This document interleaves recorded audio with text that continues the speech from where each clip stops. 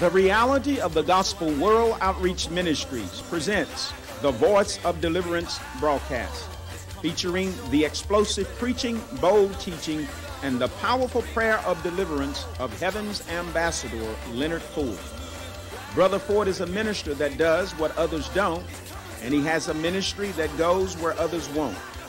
He and his wife, Jessie, travel across America and around the world, preaching hope and bringing deliverance. Whether they are in the church, under the gospel tent, or on the mission field, they boldly declare that if you continue in the word, you shall know the truth, and the truth shall make you free. Now I present to you Brother Ford. Amen. As you can see, my lovely wife is accompanying me today, and we're going to share some powerful principles with you today that I'm going to be excited about myself. What we want to talk about today is utilizing the storehouse principle. Utilize. To use something for a particular purpose. To make use of. Turn to practical use or account. A storehouse. A building where goods are kept for future use. A large amount of supply of something. A building for storing goods as provisions, an abundant supply or source, or a repository, an account. And then finally, principle.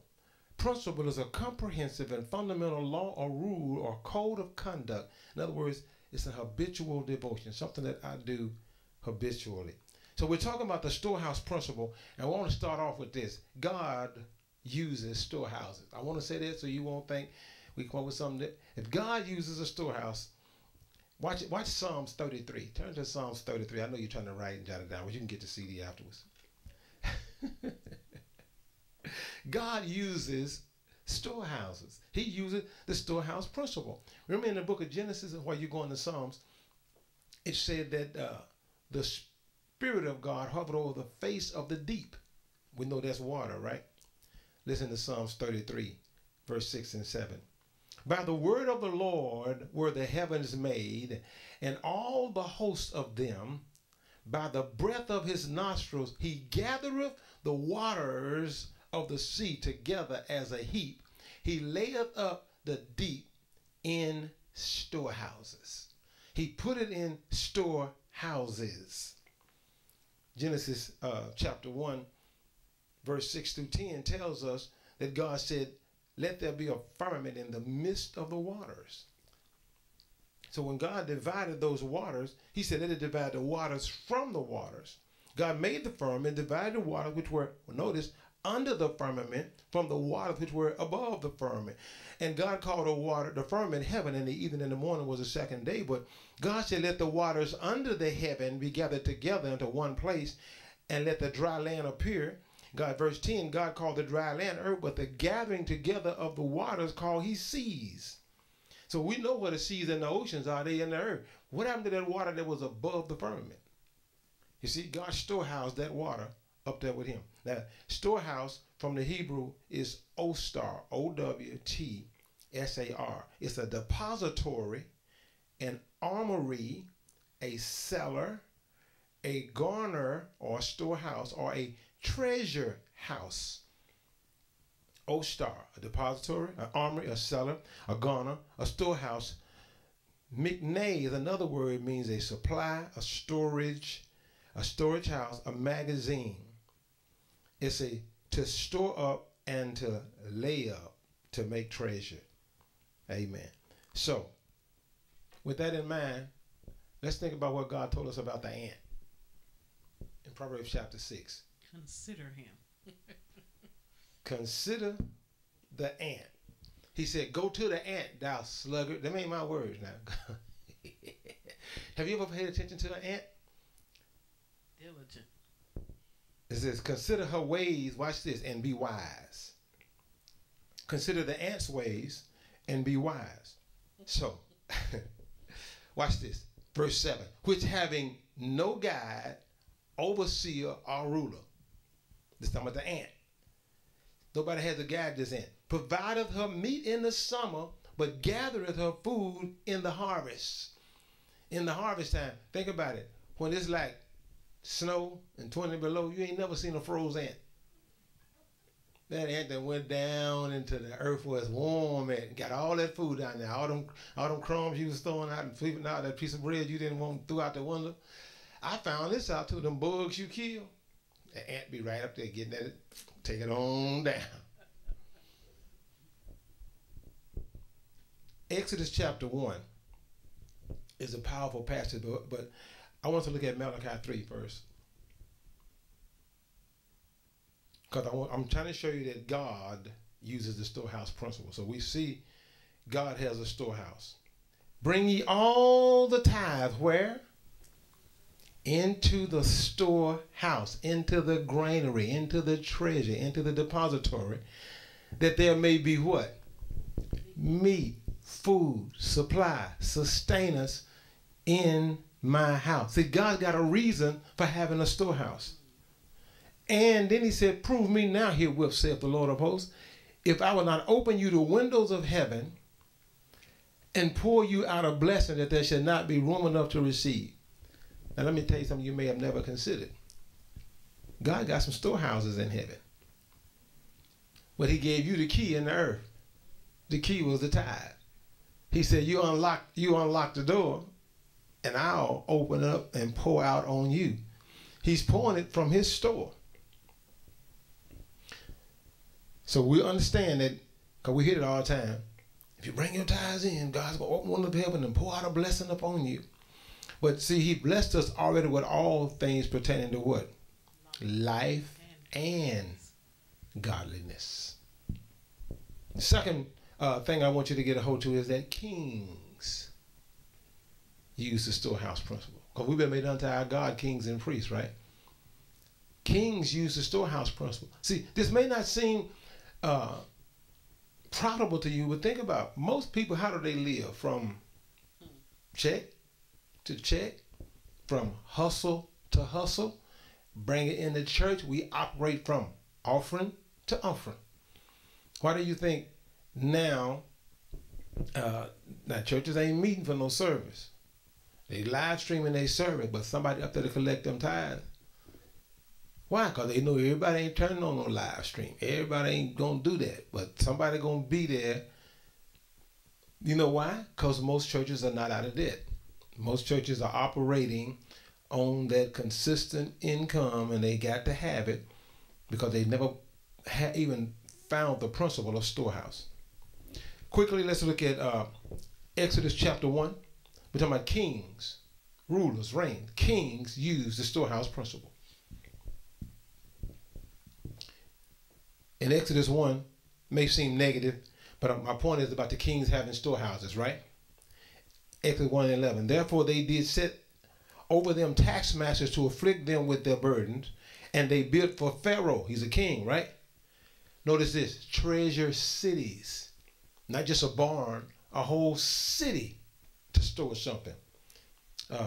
Pithom and Ramesses were two cities that the king had built to store stuff in. So I'm going to ask you a question. How big is your storehouse? Is it still just a shoebox in the top of the closet? Or maybe a hat box in the corner?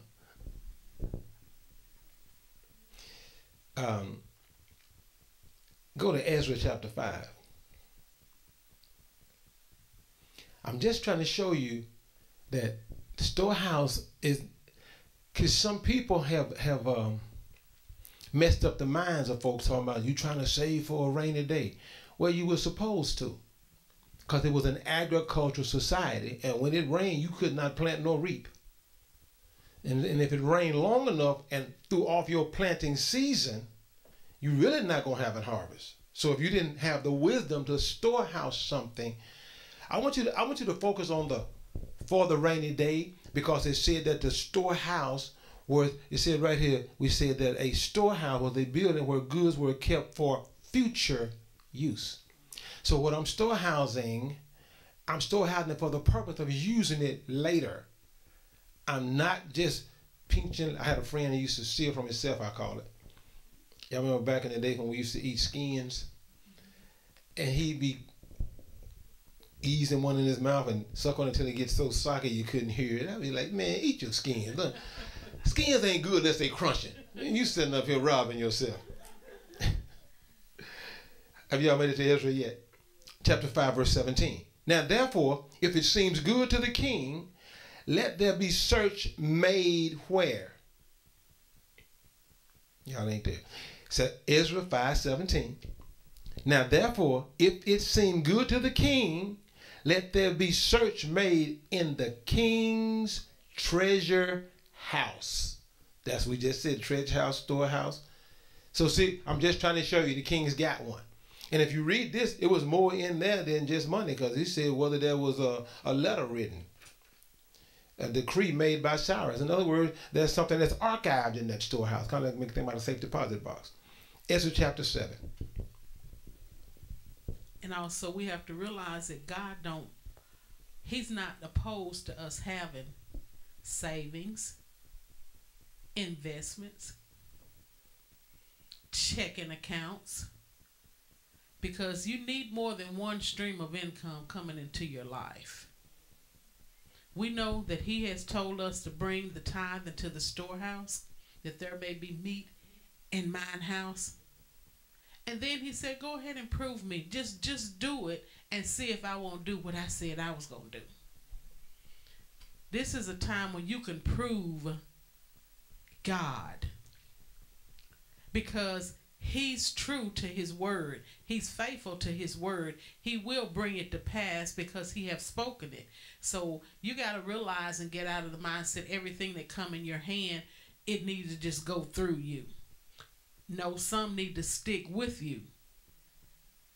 And there are different seasons and times in our lives that, you know, things can go through us, but then there's a time when something needs to stay.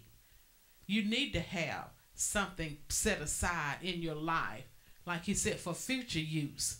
There will be a time in your life where you may not have all that you need or you want at that time, but then you can always go back into that storehouse.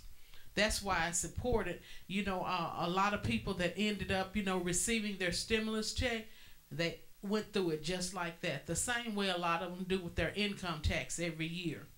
They go through it so fast because they don't have purpose. But you got to realize that the storehouse is for a purpose. It's for something that's going to protect you, that's going to take care of you in your future. That's why you can't eat up all your seed. That's why it's important that you sow, because you're going to need a harvest coming in off of your sowing. So in the meantime, know that the storehouse is very important in your life. And as you and any of us that have, as we're getting older, we're not old, but as we're getting older, you're beginning to see, you know, I wish I would have done this earlier in my life, set aside something in the storehouse for a future, for my future. And I'm going to tell you something. You wish you would have done it earlier. Try teaching that to your children and see how difficult it is to get them to catch a hold to. You're not talking about saving until you get enough to buy a car. You're talking about saving for 20 years from now. Huh? Well, that's too much money to just be sitting there. No, it's not. So, you in Ezra 7, waiting for me. Verse 16. And all the silver and gold thou canst find in all the province of Babylon, with the freewill offerings of the people and the priests offering willingly for the house of their God, which is in Jerusalem, that thou mayest buy speedily with this money bullocks, rams, lambs, with their meat offering and their drink offering, and upon the altar of the house of your God, which is in Jerusalem. And whatsoever shall seem good to you and to thy brethren to do with the rest of the silver and gold, that do after the will of your God. The vessels that are given thee for the service of the house of thy God, those deliver thou before the God of Jerusalem. Now watch verse 20 and 21. And whatsoever more shall be needful for the house of thy God, which thou shalt have occasion to bestow it out of the king's treasure house. Now you see, what I want you to catch that is they were doing everything they could do, and the king said, if you come up short and you need some more, get that out of my treasure house. See, if you got it, let me say it like this. If you got it in your treasure house, it's not coming out of your daily need. One of the things God taught me and my wife back in '87, I was on a 21-day fast. I went to one of my friends' cabins and shut in. And God said, when you go back, he said, I want you to change the way y'all operate financially. He said, tell your wife, because at that time, we never had a separate account. We had a joint savings account, joint checking account. And no, this was pre-ATM card, so we know what's going on. And so God said, when you go home, tell her, because we already paid tithe. He said, so your first 10%, you already set aside for tithe. He said, keep that going. He said, your next 10%, I want you to set it aside in a seed account. He said, now I want you to tell her that I want you both to have a separate seed account. So I said, Lord, why are we separating the money? He said, because when I tell her to give, I don't want her to have to come talk to you and ask you, can I give this? He said, and because it's in a separate account, it's going to never affect the household budget and operating system, because the money in that account is for the household, your bills and all that. What's in the seed account is to be given. He said, and you have a separate seed account. He said, so when I speak to you to give, then you just move. He said, so that means let me be Lord over the seed account. I said, Lord, what that mean? He said, don't give it just because it's in there. You know, somebody presents something, let me check my balance in my seed account. No, wait a minute. I told you to set it up. I told you what to put in there. I'll tell you when to take out. Have you ever gave something because you had it and then a need came that you really wanted to meet? You said, man, if I wouldn't have gave that over there where it wasn't really important, I'd have been able to meet this need that I really feel in my heart to get involved with. So that seed account is a type of a storehouse. It's set aside, but for a future time when God says something to us. So the king here had a treasure house. And even I, Artaxerxes the king, do make a decree to all the treasurers. See, every treasure house got to have treasurers, which are beyond the river, that whatsoever Ezra the priest, the scribe of the law of the God of heaven, shall require of you, it be done how? Speedily unto 100 talents. Think about it. If you got it sitting over there in your seed account, and God speak to you to bless something, if he wake you up at 3 o'clock in the morning, said, I need you to bless so-and-so, they need it by 10 o'clock. You can be at their house at 8:30. Why? Because I got it in position and I can move quickly. My wife talked about being diligent. I can move speedily. Why? Because I'm in position for this purpose.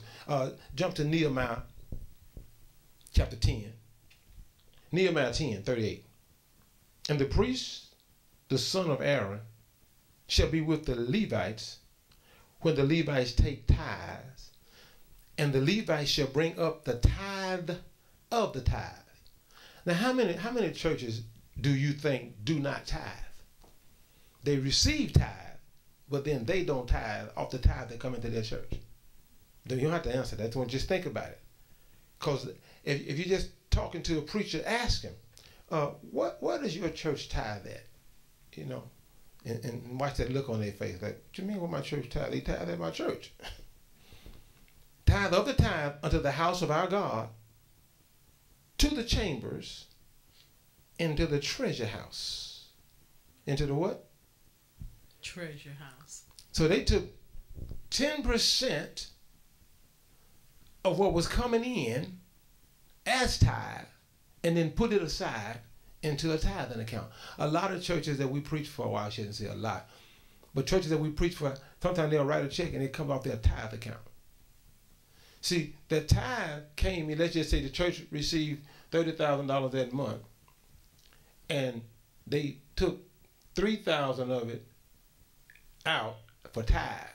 And let's just say they sent $2,000 of it out then, but they put $1,000 in their tithing account and just let it sit there. And so now they're tithing of the tithe, creating a storehouse so that when the church get ready to give, they don't have to go back over here and say, now, saints, God want us to bless this little church down on the hill. I mean, we want to help them. And we sitting there like, we've been spending all our money helping us. But they're in position. And so he says, for the children of Israel and the children of Levi shall bring the offering of the corn of the new wine and the oil unto the chambers, where are the vessels of the sanctuary, and the priests that minister, and the porters and the singers, and we will not forsake the house of our God. You see, the storehouse never sets the church back. When you have a storehouse and you're giving somewhere else, you're not setting back your home church. You should always have your tithes and offering available for your home church at all points in time. Your tithe and your offerings, they should be available for your home church. But you need some other streams coming in, because you need some other anointings in your life to come in your life at all points in time. You know, I remember Pastor Silas Johnson told us when we got ready to go. When we got stagnant, we was just stagnant. I was telling them what the vision was, and we had plateaued. And he ended up, telling him that I think that you need to hook up with this man named Kenneth Copeland, and you need to start partnering and tithing into his ministry. And you hook up with those anointings, and then you see them begin to come forth more in your own life as you partake of that anointing that's up on someone else's life in the direction that you're going in. That's what caused him to tell me. I was sharing my vision with him, and he was saying, well, Kenneth Copeland already walk in all that. So you need to hook up with that. And the same thing, like with Dr. Jennifer Johnson, at the time, naturally she was just Sister Jennifer. And God told me, though, that the same anointings and graces that was up on her life, I needed them in my life. So he told me to hook up with her. And I always tell people, you need to give into vision. Don't necessarily give into an individual because they've done something or they said something that really, ministered in your life once or twice. When you learn to give to vision, regardless of what goes on, what happens in your life, you won't be so quick to turn and back out and say, oh, I'm not partners with them anymore. And I'd be like, okay, well, did they change or did you get offended? Did something happen that offended you? Why you're not hooked up with them no more? If they're still doing, if you can look and see that they're still doing what God told them to do, you should still be giving into them. That was 28 years ago. But I'm still partners with her to this day. Do you see me in all of her meetings or different things that she's doing? You may not. But I'm still partners with the ministry because I learned to give into vision. And the vision didn't change. And you still see her doing the same things that she started out with. Watching over the children. You see what I'm saying? What about the children? Yeah, what about the children? And different things like this. When you don't see a person, when you see them, being the same. Consistent. When you see them doing what they say God told them to do, you should continue to give. You should continue to plant there. Because even as you plant, God will, because you're giving into that vision, God will cause others to give into your vision. They may not fully understand. You don't have to agree. That's what's wrong with the body of Christ. Anytime we don't see things the same way, people are pulled back, and they'll pull back off of what they said that God told them to do. Just because they don't agree, you're not going to agree. I don't care how long you've been married. You're not going to agree all the ways with your spouse. You're not going to get up and walk out.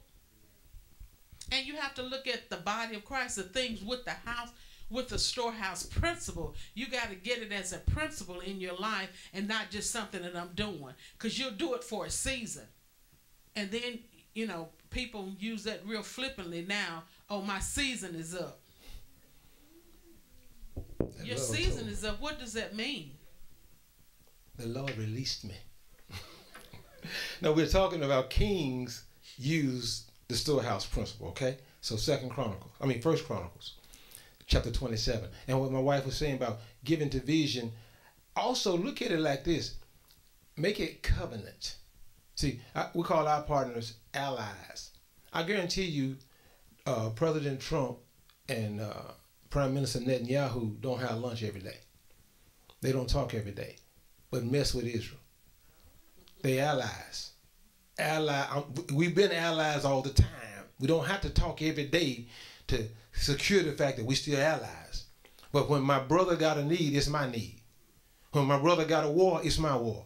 See, and that's what I'm saying. So when the people that we're allied with or covenant partners with, we don't have to debate about, well, should I? There's the other folk you have to ask God, no, do you want me to get involved with that? But when a partner is doing something, I'm already involved.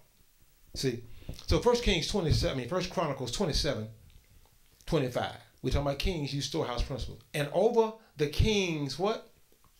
Treasuries. And we said that storehouses were treasures, right?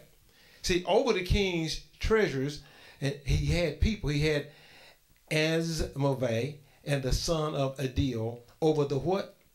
Storehouses in the fields, and then what? In the cities, and where? In the villages, and where? In the castles. See what I'm talking about? They didn't just have one spot. Because it was vast. They had storehouses. 2 Chronicles 32. So that's what I'm telling my wife was talking about. You know, you got a checking account. You got a savings account.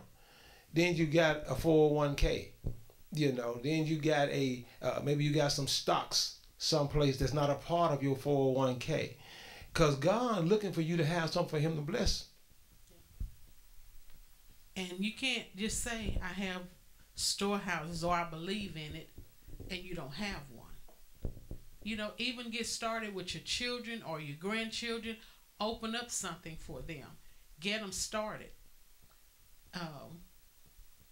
Because they need to learn about this storehouse too. They shouldn't be eating up every little thing or living from paycheck to paycheck. But we have to teach them that. 2 Chronicles 32, verse 26. Notwithstanding, Hezekiah humbled himself for the pride of his heart, both he and the inhabitants of Jerusalem, so that the wrath of the Lord came not upon them in the days of Hezekiah. And Hezekiah encouraged through the uncompromising message that you heard today. If you would like to have this message in its entirety, send $8 for compact disc or $20 for video to the Reality of the Gospel Ministries Incorporated, P.O. Box 164091, Little Rock, Arkansas 72216. If you would like to become a partner with this ministry, you may do so by joining the Ally 200 Club at $25 a month, or you may become a Truth Ally for $10 or more each month. Send your offerings to the Reality of the Gospel Ministries Incorporated, P.O. Box 164091, Little Rock, Arkansas 72216. If you continue in God's word, you shall know the truth, and the truth shall make you free.